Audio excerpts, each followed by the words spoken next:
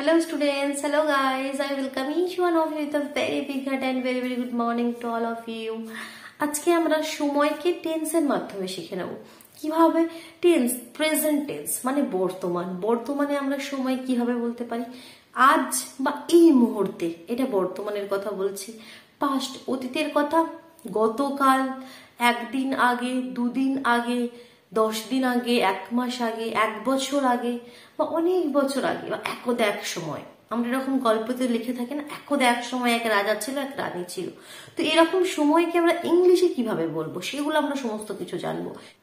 ফিউচারে আমরা সময়কে কিভাবে বলতে পারি, 1 ঘন্টা পর, 1 দিন পর, দিনের পর দিন। আমরা বলি না দিনের পর দিন মেয়েটি অত্যাচার সহ্য করে চলেছে, তো এই দিনের পর দিন এই সময়টাকে আমরা কিভাবে ইংলিশে বলবো। দিন সে আরো বুদ্ধিমতী হয়ে উঠছে, বা 2 দিন পর, 2 মাস পর, এইরকম সময়কে আমরা কিভাবে ইংলিশে বলবো সমস্ত কিছু আমরা আজকে জানবো। কেমন? তো চলো আমরা সময়কে টেন্সের মাধ্যমে তাহলে শিখে নিই। তাহলে দেখো, প্রেজেন্টে বর্তমানে আমরা কি সময় বলতে পারি, আজকে আমরা ইংলিশে কি বলি, টুডে। আজকে সেটা আমরা কি বলি, টুডে। এই মুহূর্তে মানে এক্ষুনি, জাস্ট নাও বা অ্যাট দিস মোমেন্ট। কি বলি, জাস্ট নাও বা অ্যাট দিস মোমেন্ট, মানে কি এই মুহূর্তে, জাস্ট দিস মোমেন্ট। পাস্টে চলে আসো। পাস্টে আমরা কি বলতে পারি, গতকাল। পাস্টে আমরা কি বলবো, গতকাল। আর গতকালকে আমরা ইংলিশে কি বলি, ইয়েস্টারডে। ইয়েস্টারডে। একদিন আগে, 1 day ago। একদিন আগে, 1 day ago, AGO। 2 দিন আগে, 2 days ago, কারণ 2 হয়ে যাচ্ছে যার জন্য 2 days ago। এরকম ভাবে 1 সপ্তাহ আগে, 1 week ago, 1 week ago। আবার এটাই যদি আবার 2 সপ্তাহ হয় তখন 2 weeks ago। ঠিক আছে, এগুলো 2, 3 যখন হবে তখন এর সঙ্গে একটা এস লাগিয়ে দেবে। ঠিক আছে, সিমিলারলি 1 মাস আগে, 1 month ago, 1 month ago। 2 মাস আগে, 2 months ago। এবার আমরা যদি বলি 1 বছর আগে, 1 বছর আগে, 1 বছর আগে আমরা কি বলবো, 1 year ago। 2 বছর আগে, 2 years ago। অনেক বছর আগে, many years ago। many years ago, অনেক বছর আগে। এবার যদি বলি একদ এক সময়ে, যেমন আমরা গল্প বলি কি, একদা এক সময় এক রাজা ছিল, এক রানী ছিল, সেটাকে আমরা কিভাবে বলি, একদা এক সময়। তোমরা এটা দেখেও থাকবে ইংলিশ স্টোরিতে, তোমরা once upon a time, তার মানে কি একদা এক সময়, once upon a time। তো এগুলো হয়ে গেল আমাদের পাস্টের সমস্ত সময়। প্রেজেন্টে বলে দিলাম, পাস্টে বলে দিলাম। এবার ফিউচারে চলে যাচ্ছে আমি। ঠিক, ফিউচারে তাহলে কি, আগামীকাল। ফিউচার, এটা ক্লিয়ার করে দিচ্ছি, এটা বোঝা গেল তো? নোট করে নাও অথবা স্ক্রিনশট নিয়ে নাও। আমি এবার ফিউচারের সময়গুলোকে বলছি। দেখো, এবার দেখো ফিউচারের সময়গুলো লিখছি আমি। ফিউচার, ভবিষ্যতে। তাহলে কি বলবো, আগামীকাল। আগামীকাল মানে কি, টুমরো। TOMORROW। গতকাল, যেটা হয়ে গেছে পাস্টে, সেটা হচ্ছে ইয়েস্টারডে। আর যেটা হবে আগামীকাল সেটা হচ্ছে টুমরো। ঠিক, টুমরো। এবার 1 ঘন্টা পর, 1 ঘন্টা পর, বাংলায় আমি যদি বলি 1 ঘন্টা পর, তাহলে আফটার 1 hour, আফটার 1 hour। 2 ঘন্টা পর, আফটার 2 hours, তাই তো, আফটার 2 hours। এখানে এইচটা কিন্তু সাইলেন্ট। 1 দিন পর, 1 দিন পর, 1 দিন পর, তাহলে কি বলবো, 1 day later। 1 দিন পর, 1 day later। এই লেটার নয়, লেটার মানে চিঠি, লেটার মানে পর। 1 day later, 2 দিন পর, 2 days later, 2 days later। এবার যদি বলি একদিন পর পর, আমি মনে করো আমি যেমন টিউশন থাকে কি একদিন ছুটি দিই, একদিন পর পর আমি টিউশনে যাই, তাহলে একদিন পর পরকে আমরা কি বলবো? তাহলে একদিন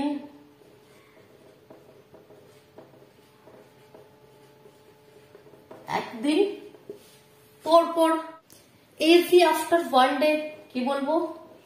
এভরি আফটার ওয়ান ডে, মানে কি একদিন পর পর। সিমিলারলি 2 দিন পর পর এভরি আফটার 2 days। সিমিলারলি 2 দিন পর পর এভরি আফটার 2 days।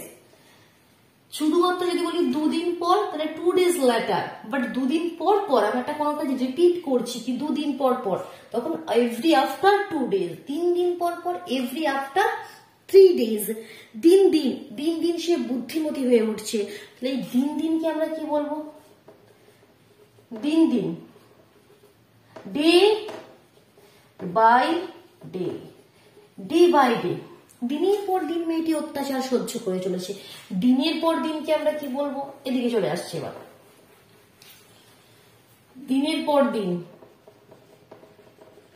দিনের পর দিন কত রকম ভাবে বলছি দেখতে পাচ্ছ তো? একদিন পর, একদিন পর পর, দিন দিন, দিনের পর দিন, সমস্ত কিন্তু আলাদা, ঠিক আছে? এখন তো একই রকম, বাট লেখার সময় সমস্তটা কিন্তু আলাদা আলাদা। Day after day, day after day, দিন দিন, ডে বাই ডে, দিনের পর দিন, ডে আফটার ডে। সিমিলারলি 1 মাস পর পর, এরকম যেমন এটা তেমন করেছি কি একদিন পর পর বা 2 দিন পর পর। সিমিলারলি 1 মাস পর পর, তাহলে every after 1 month, every after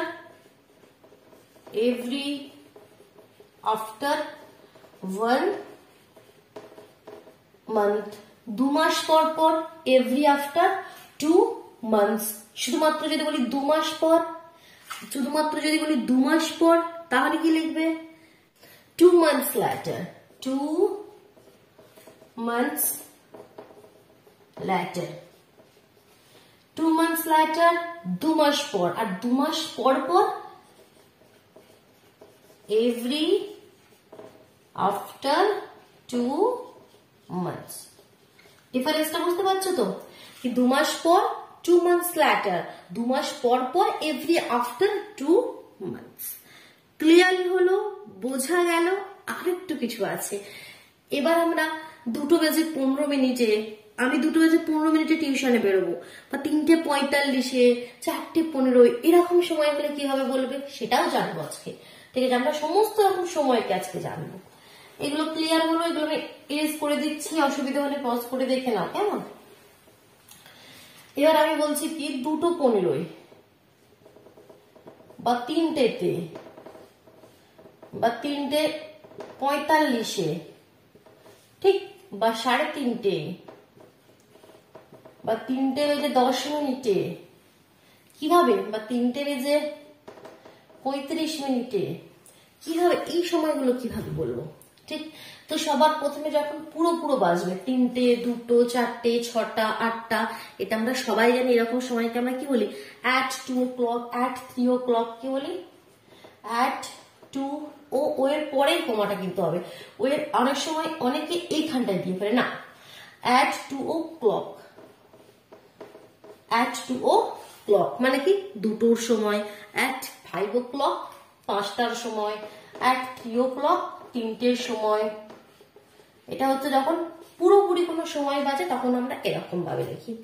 এবার প্রথমে কিছু স্পেশাল নাম আছে, সেগুলো দেখে নেবো। একটা হচ্ছে আমাদের 3:15, 3:30 আর 3:45, এই 3টে আগে ক্লিয়ার করবো, তারপর বাকি নাম্বারগুলো, ঠিক? 3:15, 3:15 কি আমরা কি বলি? কোনো কিছু বেজে যাওয়াকে আমরা বলি পাস্ট, ঠিক আছে? মানে কি পাস্ট টেন্স, মানে কি পাস্ট টেন্স মানে কি অতীত, যেটা হয়ে গেছে আমরা জানি তো, সেরকম ভাবে মনে রাখবে। কোনো কিছু বেজে 3:15 হয়ে যাচ্ছে, তার মানে কি 3:15, quarter past 3, quarter past 3, quarter past 3 মানে কি 3টে বেজে 15 মিনিট। ঠিক, পাস্ট মানে কি হয়ে গেছে, আর কোয়ার্টার আমরা তাকে বলি 15 ডিফারেন্সকে আমরা কোয়ার্টার বলি। তাহলে কোয়ার্টার পাস্ট 3 তার মানে হচ্ছে 3টে বেজে 15 মিনিট।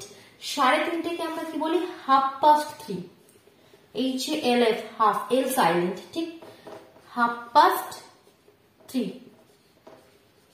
হাফ মানে কি অর্ধেক, পাস্ট মানে কি হয়ে গেছে, এটা অলরেডি বেজে গেছে অলরেডি।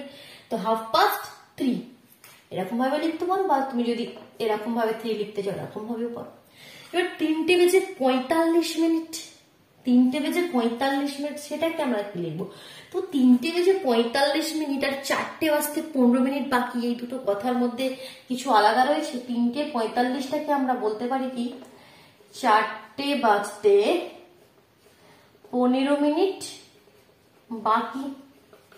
ঠিক আছে, তো আমরা ইংলিশে যখন বলি তখন কখনোই আমরা 3:45 বলি না, 3:30 পর থেকে এবার যে সময়গুলো, ঠিক আছে, 3:35 বা 3:40, 3:45 এটা আমরা বাংলায় বলি। এবার যখন ইংলিশে বলি তখন সেটাকে বলি 4টে বাজতে 15 মিনিট বাকি, বা 4টে বাজতে 20 মিনিট বাকি, বা 4টে বাজতে 10 মিনিট বাকি, এরকম ভাবে বলি। তো সেটাকে আমরা কি বলবো? তাহলে কোয়ার্টার, 15 মিনিট বাকি, কোয়ার্টার 15 মিনিট মানে কি কোয়ার্টার আমি বলেছি, কোয়ার্টার, আর বাকিকে আমরা বলি 2, কোয়ার্টার টু 4, কোয়ার্টার টু 4 মানে কি 4টে বাজতে 15 মিনিট বাকি, আর সেটাকে বলি 3:45। ক্লিয়ার হলো? বাকি মিডিলের সময়গুলো বলছি। আগে আমি এই আমাদের ঘড়ির মধ্যে এই 4টে সময় বলে দিলাম, 12, 6, 3, 9।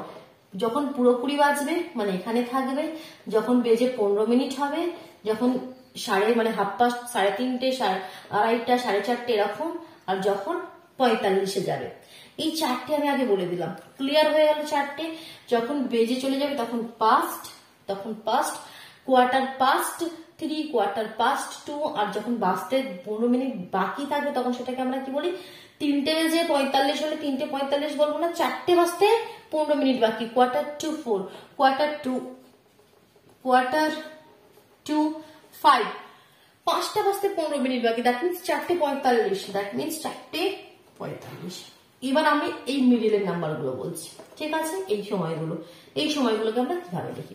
মনে করি 3টে দিয়ে বুঝছি, আমরা 3টে দিয়েই বুঝি। মনে করো 3টে বেজে 5 মিনিট, 3টে বেজে 5 মিনিট, ঠিক।